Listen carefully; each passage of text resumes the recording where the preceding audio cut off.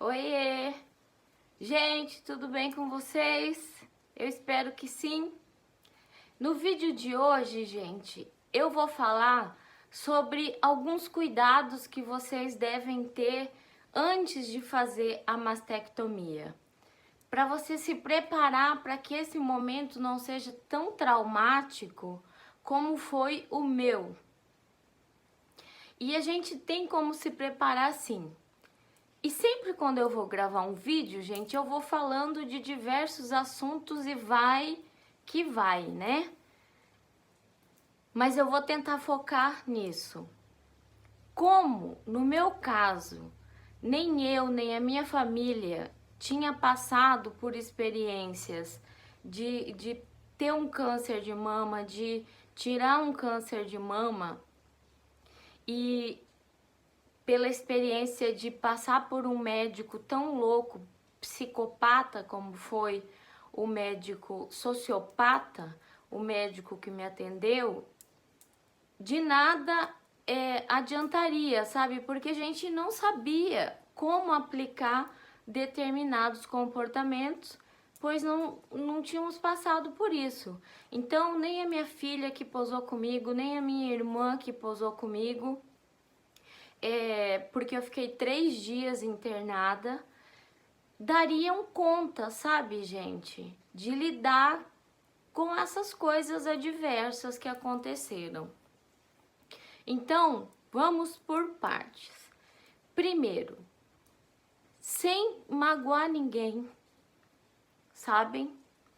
Sem estabelecer conflito familiar com ninguém, você se ampare de que a pessoa que vai estar ao seu lado, ela é um pouco mais, sabem?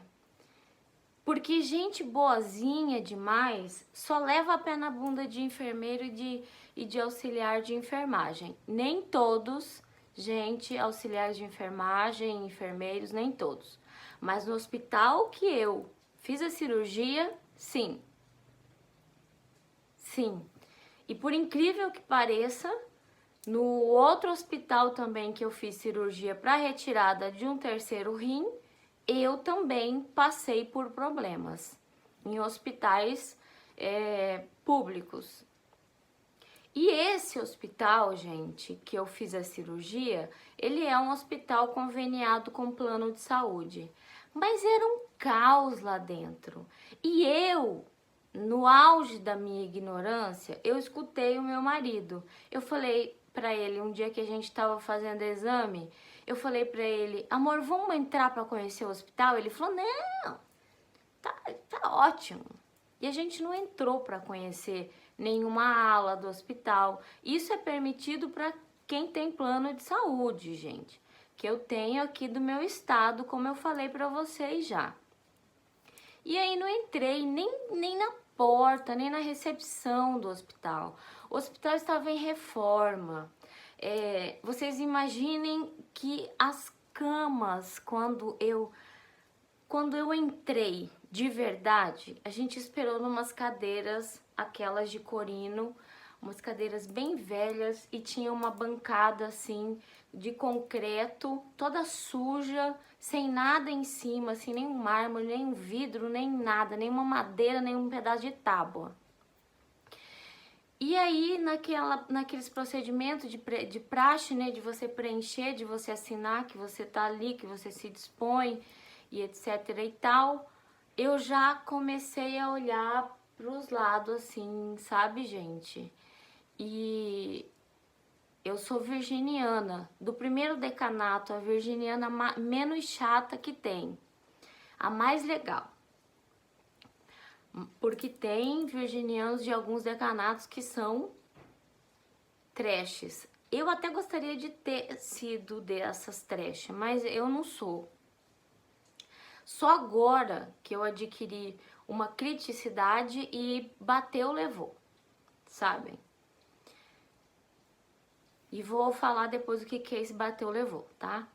Aí eu já comecei a olhar a sujeira nas paredes e a sujeira naquele balcão, e como é que um hospital vai estar todo sujo assim, aquelas cadeiras com várias cadeiras rasgadas, e aquilo ali sujo, e eu passei a mão no vão que tinha um metal, saiu poeira na minha mão, e eu fiquei com medo de falar, porque tava a minha mãe, meu pai e meu marido lá nessa hora da internação. E eu já fiquei com medo de falar ali para não apavorar minha mãe. Beleza, como essa é uma história minha, eu vou citar as pessoas, tá? Aí eu não queria apavorar minha mãe, porque a minha mãe, ela tem pânico também. Não vou apagar esse vídeo, não vou apagar, não vou editar essa parte. Tranquilo, não quis apavorar ninguém. Quando me chamaram, eu senti que eu tava entrando dentro de um matadouro. Eu me senti, sabe, gente, dentro de um curral, sabe? Que tem aquela parte assim que as vacas vão para se vacinar, e eu me senti naquilo ali, e eu só, sabe assim, eu só pensava, meu Deus, olha, me dá força, me dá força. Quando eu entrei no quarto da enfermaria que eu ia ficar, porque o meu plano de saúde do estado é um plano de saúde comumzinho, sabe, gente? É o que eu posso pagar. E já é caro e pesado para mim. Ele é enfermaria. O plano mais top concede o quarto para a pessoa, mas a gente nunca tinha passado por isso, né? E o plano da minha mãe, ela também eu acho que nunca mudou, que é o mesmo meu. Então, quando eu entrei naquele quarto, que eu olhei assim para os pacientes, eram 6 camas no quarto. E aí tinha uma paciente que era uma senhorinha que tinha Alzheimer, e ela gritava, ela pedia a mãe dela, ela gritava, e ela tava ali internada pelo filho dela que não sabia o que fazer e tava pagando para uma cuidadora. E ela arrancava, sabe, o acesso das veias. Quando ia furar ela, ela gritava mais do que uma criança. E aí aquilo ali já começou a me dar um pânico, gente, que eu falei assim, meu Deus do céu, eu vou saltar dessa janela. E eu vou sair correndo. Era o primeiro andar, sabe, gente? Eu falei, eu vou sair correndo e nunca mais ninguém vai me encontrar. Veio as 2 enfermeiras que iriam me preparar o acesso em mim, para eu receber anestesia, né, que foi, inclusive, foi nesse braço aqui, para eu receber anestesia, para que eu pudesse ser encaminhada para a sala de cirurgia. Eu sempre faço acesso, gente, aqui na mão, sabe? Porque se você faz aqui, passa um tempo, você começa a sentir uma dor muito forte aqui e você tem medo de dobrar. Porque por mais que eles falam que aquela agulhazinha se transforma numa borrachinha, e se a borrachinha for a veia? Né? Se ela ultrapassar a veia, você tem que ser furado de novo. Então eu sempre faço acesso aqui, porque eu tenho mais controle, dói um pouquinho, né? Mas você mantém mais altinho ali, é melhor porque você consegue fazer isso no braço. Nem isso às vezes perguntam pra gente. Na maioria das vezes não perguntam pra gente. Já chegam espetando logo de cara. Mas eu, como tive a experiência quando fui operada, quando eu tinha 9 anos, e quando eu fiz a cesárea da Camila, eu já sabia que aqui é pura bucha. Não rola. É só para tirar sangue. Então, quando elas vieram, eu tava em pé. Elas falaram, a sua cama vai ser essa. Eu olhei pra cama, só faltava ninho de rato. Chama o Hospital do Coração lá de Campo Grande, da capital do meu estado. Imagina se não fosse do coração. Eu olhei para aquilo ali, aquela cama, ela não movimentava aqui porque ela estava estragada, ou seja, eu não poderia sentar, né? Ela tava com a grade levantada aqui e a mulher falou, não toca que é perigoso decepar sua mão. E aí ela foi e as duas fazendo força para que aquela parte do pé ali da cama baixasse. Baixaram, aquilo fez um barulho.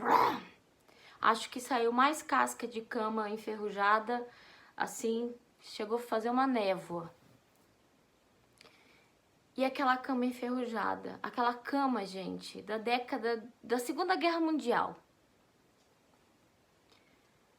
Só não falo que é da Segunda Guerra Mundial porque o meu estado é um estado relativamente jovem, que teve sua total independência do Mato Grosso em 1977. Mas eles compraram de algum lugar que era da Segunda Guerra Mundial aquelas camas.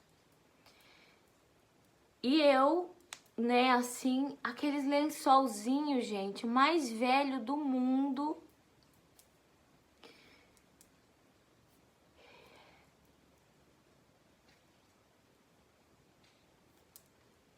Eu não consigo dormir com um travesseiro só. E eu falei, esqueci de trazer meu travesseiro. Aí eu lembrei que eu tinha ganho das meninas um travesseirinho assim, que era a lembrancinha de um aniversário. Mas que eu fui obrigada a dormir com o travesseiro só, porque eu descobri por conta própria que o braço operado, para ele não dar linfedema e não inchar tanto, ele tem que permanecer na altura do seu tronco. Então, levem a almofadinha para levantar sua mão. O médico não vai falar isso para você e quase ninguém vai falar isso para você. Quando eu me vi rodeada por tudo aquilo, eu comecei a chorar. Inconsolavelmente. Todas as minhas lágrimas se esvaíram. Eu chorei. Chorei. E elas falavam, ai, não chora, que linda. Olha o seu cabelo, porque o meu cabelo era na cintura, sabe, gente? Olha o seu cabelo, que lindo, parece de sereia. Não chora. Você tem medo de agulha? E não sei o quê. Eu falei, eu tenho medo de agulha, mas pode furar, não é por isso que eu tô chorando. E aí me furaram, fizeram acesso e falaram, daqui 5 minutos a gente te busca pra cirurgia.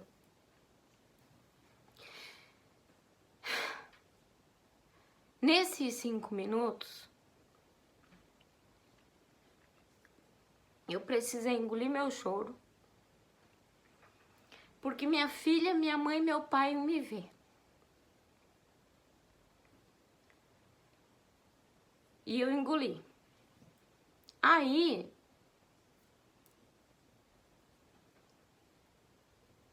veio uma maca pra me pegar e eu já fui deitada na maca, me despedi assim e entrei. E contei já pra vocês, diversos de vocês, que o médico, ele nem olhou na minha cara, ele não falou boa cirurgia. Eu só me lembro de ter falado para o anestesiologista, que depois veio que era uma mulher. Eu falei, moço, eu acordo no meio das cirurgias. Eu acordei no meio da cirurgia do meu rim, acordei no meio da cirurgia da minha cesárea. Cuida disso, pelo amor de Deus. Aí ele começou a me dar aquele negócio aí vou trocar de turno. E nisso, o médico monstro tava lá preenchendo na prancheta que horário ia começar a cirurgia e o que ia ser. Veio, eu arranquei o trem do meu nariz e falei pra mulher que entrou, falei, pelo amor de Deus, eu acordo em cirurgias, não me faça acordar, por favor. Beleza, coloquei o trem de volta. Mas eu coloquei o trem de volta e adormeci lembrando de que as duas enfermeiras falaram: pergunte para o seu médico qual vai ser a medicação que você vai tomar depois da cirurgia e onde vai ser, porque aqui já aconteceu cagada semana passada. Falou desse jeito. Eu adormeci com isso na minha memória. Aí, peguei e dormi, né? Quando eu acordei, com uma dor intensa, muita dor, eu acordei quando estavam tirando, me desentubando, né? Aí, acordei, o médico de costas pra mim, diz que ele foi e falou pra minha família, a cirurgia correu bem. Pra mim, ele não falou nada. Beleza. Antes deles saírem da sala, eu falei, eu vou tomar alguma medicação? Onde vai ser a medicação que eu vou tomar? Não me responderam, sabe? E dali eu passei pelo corredor de novo, minha família estava ali e fui para a enfermaria. Gente, a técnica de enfermagem estava cuidando de todo o andar daquela enfermaria. E tinha o andar de idosos feminino, andar de idosos masculino, andar não, ala de idosos masculino, idosos feminino, o masculino era um enfermeiro, idosas femininas e pessoas da minha idade. Ela estava cuidando de umas 3 salas. E eu não sei se não estava cuidando da ala dos homens também.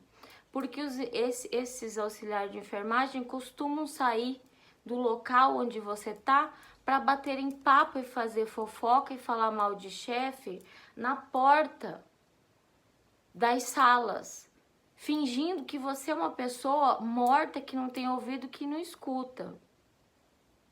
Aí eu já comecei a... Passou a anestesia em 5 minutos do horário que eu saí. Eu comecei a falar, eu tô com dor, eu tô com dor, eu tô com dor, tô sentindo dor. Minha irmã ficou comigo, minha irmã ia na enfermeira, falava, minha irmã tá com dor. Eu fiquei com acesso aqui, mas eu não tomei nenhum soro, nada, nenhuma medicação, nada, gente, nada. E a gente é tão burro que a gente pensou que não podia nem levar um analgésico comum, sabe, pra dentro do hospital, porque o médico falou, suspenda toda a medicação. Imagina, suspende medicação para depressão, medicação para dormir, tudo. E a gente é tão burro e obediente que a gente nem mascara de levar, sim, um analgésico para a pessoa. Se a pessoa está sentindo dor, está agonizando de dor como eu agonizei, que mal vai fazer? Alguém vai mandar te surrar se você dá 50 gotas de um determinado remédio? Existe um determinado medicamento que as mulheres usam quando fazem plástica na mama, que é em gotas, que eu não me lembro o nome agora, mas se eu lembrar eu falo, mas é simples, é pesquisar, que ele alivia 20%, 30% da sua dor. E a gente é tão besta que a gente não leva. Parece que a gente tá lá nos lugares onde se a gente entrar com medicamento vão decepar nossa mão. E ninguém levou. Ninguém tava com medicação. E a minha irmã ficou insistindo, sabe? A noite toda. A hora eu deixava ela dormir e eu chorando. E eu gritando de dor. E eu chorava. Gritando não, gente. Eu grito calada, sabe? E eu chorava. E era 2 horas da manhã, eu olhava pro teto. E aí eu acordava minha irmã e falava, eu não aguento mais. Não aguento mais. Aí ela ia atrás, a técnica falou, não deixou nada, nenhuma receita, nada anotado no seu prontuário. Beleza. Não deixou nada, não deixou nada. Isso foi, gente, madrugada dentro. Quando deu mais ou menos, eu não me lembro exatamente as horas, sabem? Vocês me perdoem se vagar de um vídeo pro outro. Era umas 4 horas da manhã. eu falei, eu não aguento mais, eu não aguento. Aí ela falou assim, olha, tem isso daqui escrito, mas eu não consigo entender o que tá escrito aqui. Aí ela falou assim, eu acho que é morfina intramuscular. Aí eu falei, o quê? É morfina. E eu falei, e onde que dá isso? Na sua coxa. E era, gente, 3 miligramas. Eu olhei e falei pra ela, não existe isso. Existe você dar no meu acesso que tá aberto. Mas você dá na minha coxa, não. Se você quiser isso, se você não quiser, então tá bom. No outro dia, eu permaneci acordada o tempo inteiro, sempre acordada, e sempre, sabe, tudo que eu ia falar, eu falava chorando. Até que chegou o meu marido e ele saiu em busca de como assim ela não tomou medicação. Aí encontraram uma enfermeira que tinha passado o turno. Ela estava cuidando de 3 andares do hospital, com todas essas alas que eu falei. E entrou uma outra técnica de enfermagem e falou para mim, mas como assim você passou com dor todo esse tempo? E olhou para outra colega dela, que eram as mesmas que me aplicaram a injeção para ir para a sala de cirurgia. E olhou para outra e o susto, sabe? A cara delas de que eu recusei uma medicação intramuscular na minha coxa, morfina, foi assim de um alívio imenso. Elas falaram, não existe isso. Você tá com acesso aberto. Isso não existe. Mas nesse meio tempo, meu marido conseguiu e um primo meu conseguiram que essa enfermeira achasse um técnico, um médico que tivesse lá e que passasse uma receita de morfina para que eu tomasse, uma medicação forte, porque eu não aguentava mais. E nisso, gente, antes que chegasse a morfina, trocou de turno. E é por isso que eu acho que essa técnica de enfermagem estava nos turnos dos homens também. Entrou um enfermeiro, batendo palma e gritando, hora do banho! Hora do banho! Aquilo que já estava um caos, a senhorinha que estava gritando, gritava ainda mais. Naquele momento foi uma outra pessoa que estava internada lá na terceira cama, foi tomar banho, sabem? Falou que conseguia tomar banho sozinha. Não me lembro que cirurgia foi, eu lembro que ela foi levada pela irmã dela, que ficou lá e também se apavorava e chorou de noite, de madrugada, porque eu não recebi medicação. Aí, ele levou a senhorinha para tomar banho e ela gritava muito. E a cuidadora dela falava assim, solta ela! Deixa que eu cuido, deixa que eu dou banho. E ele mandava a cuidadora sair. É um pervertido, um ridículo de um enfermeiro tarado, sabe? Desgramado, que aparece quando você tá numa treva, aparece alguém pra te chicotear. Aí ele veio pra mim. Levanta, levanta. Eu que não tinha dormido nem um segundo. Nisso já tinha trocado de turno, tava minha filha, que só podia ficar mulher acompanhando. Minha filha falou, não, ela não vai. Eu falei, Camila, não deixa. Eu não vou entrar para um enfermeiro tirar minha roupa e me apalpar. Eu não vou fazer isso. Camila falou, eu não vou deixar. Ele vai ter que passar por cima de mim. E aí ele veio, eu falei, não, não vou, não vou, não vou, não vou. E a Camila, não, eu vou dar banho nela, pode deixar que eu dou banho nela, depois que passar as 24 horas da cirurgia ela vai levantar. Antes das 24 horas ela não vai levantar. E aí ele gritava com a Camila, ele gritava comigo, até que a Camila chegou num consenso imposta, sabe? E ela fala que ela se arrepende de não ter dado um soco na cara dele, sabe? Ele deixou que ela me desse banho com aquelas fraldinhas úmidas, todinha, depois que ele saísse da sala.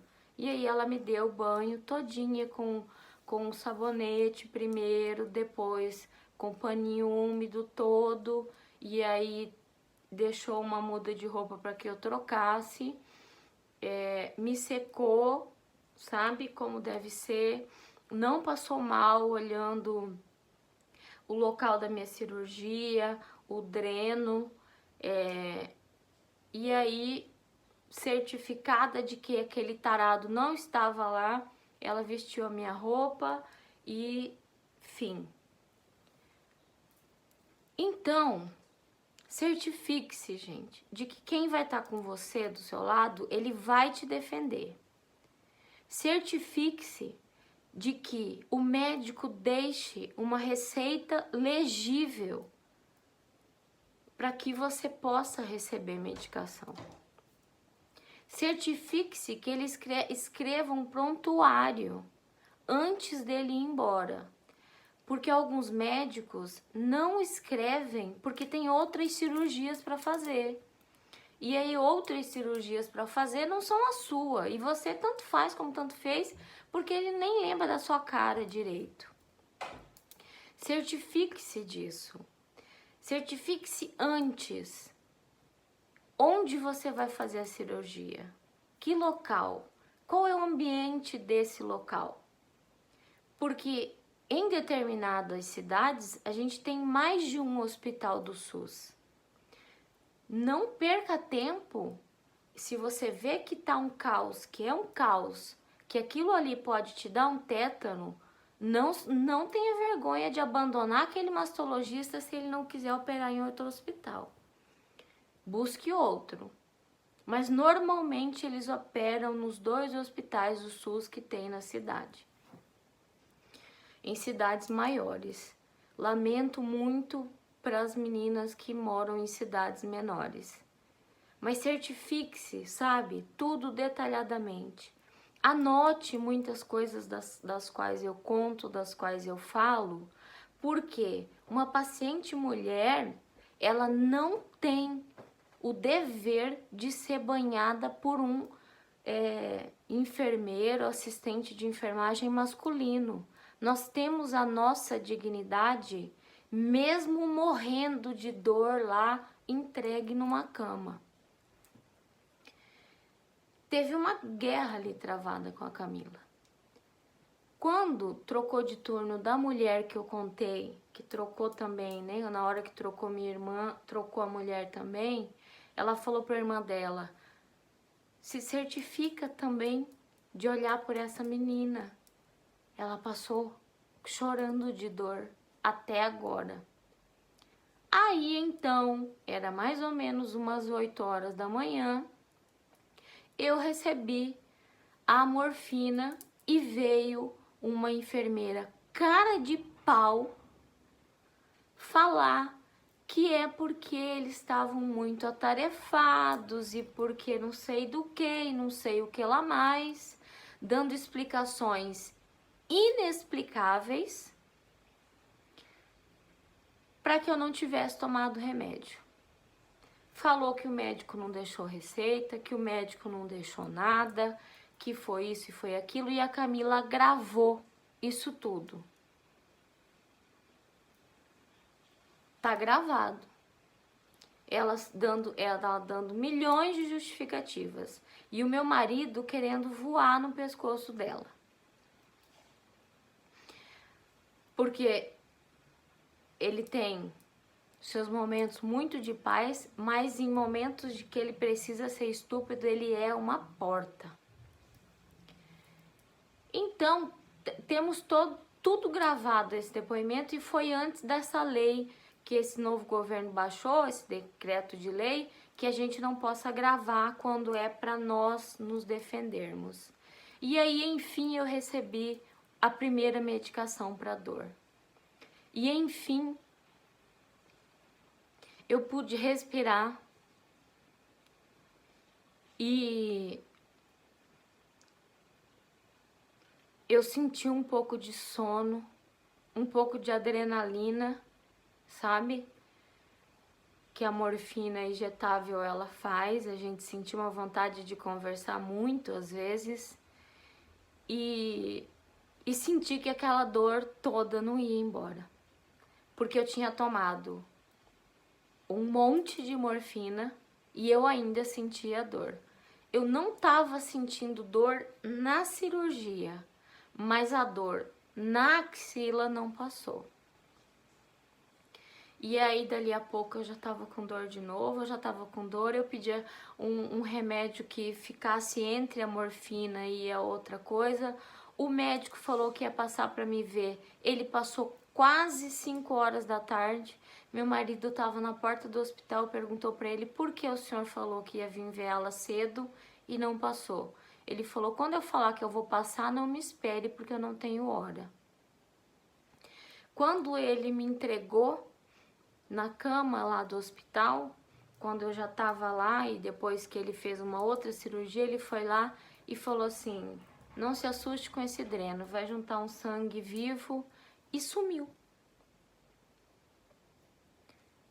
Desapareceu. Apareceu só no outro dia, 4 horas da tarde, mais ou menos. E aí a gente viu que a gente travaria uma grande batalha. A batalha contra a dor e a batalha contra o médico.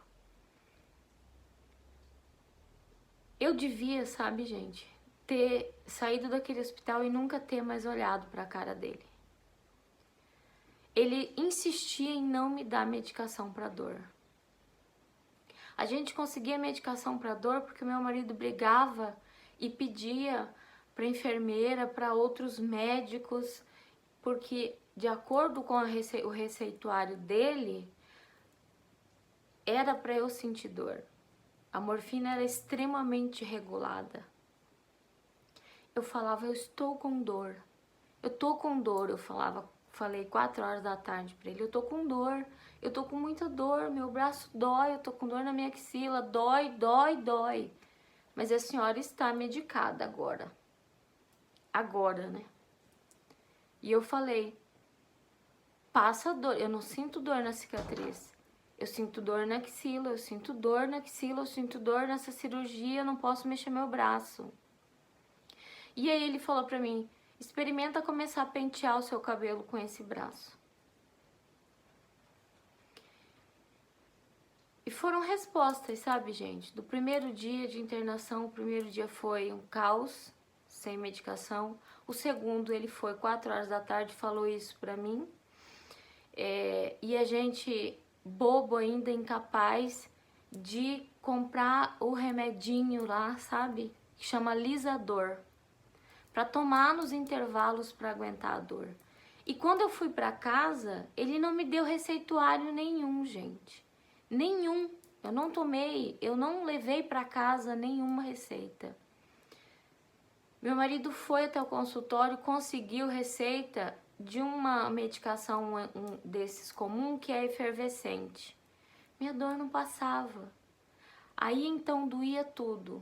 Aí então eu consegui a dor na minha cicatriz, a dor no meu braço, na minha axila. Então um primo meu falou pra minha mãe, olha, quem faz cirurgia na mama usa alisador. Nesse intervalo de que é para dar de 6 em 6 horas, de 4 em 4 horas, dê no meio do intervalo. E assim eu fui aguentando. E assim eu fui aguentando e não aguentava mais, porque a dor tomou conta de mim completamente. Ele não deixava trocar o curativo. Eu tinha que ir até ele trocar o curativo todos os dias e fazer uma punção de um líquido que eu não tinha acumulado e que ele cobrou R$380, R$290 por cada um. E quando eu fui reclamar no plano de saúde que eu deveria ser ressarcida, quando eu descobri que eu tinha que ser ressarcida, já tinha passado tempo demais. E eu ia chorando, eu falava que eu tava com dor. Eu tava com dor, eu sentia dor. Ele não receitava outra medicação. Ele não receitava outra medicação.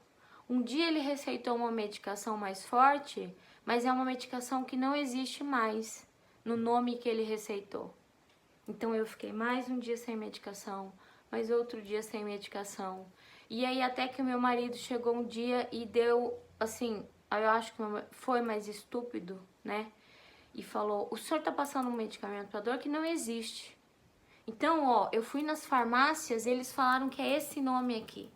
E aí ele, contrariadamente, receitou essa medicação que aliviou um pouco mais e que é paracetamol com codeína. Mas nesse estágio, gente, o meu cérebro já tinha ligado a dor, as coisas só se amenizavam. Só amenizava. Dor mesmo não passava. Ela amenizava 50%, 60%, 70%, 30%. A maioria das vezes, ela só neutralizava 50%. 70% nunca aconteceu, gente. Eu falei agora e me arrependi. Então foi aí que a dor ligou na minha cabeça. E depois de estudar muito sobre isso, eu sei que a dor, quando ela não é tratada logo que ela surja, sabe? Se ela permanecer gritante, se depois de 3 meses, ela tem que ser tratada para ela não se tornar crônica, não se tornar uma dor residual como a minha, que chama-se refratária. Tá com dor? Não querem te dar remédio? Coloque um cão do seu lado, porque daí esse cão, ele vai peitar a auxiliar de enfermagem, ele vai peitar a enfermeira, ele vai peitar o médico, ele vai peitar o raio que o parta, mas você vai receber medicação para dor. A minha irmã não tinha experiência nisso. Ela pedia, mas ela não era atendida. Ela pedia, mas ela não era atendida. Hoje nós temos experiência, mas hoje eu tô no hospital de referência, minha irmã tá no hospital de referência. Se der alguma alteração, BRCA1, BRCA2, o plano de saúde da minha filha é um plano muito bom e ela tem garantida a vaga lá em Barretos. Então, olha, então. Esse é um relato, gente, imenso, mas pequenininho das coisas que eu passei. Quando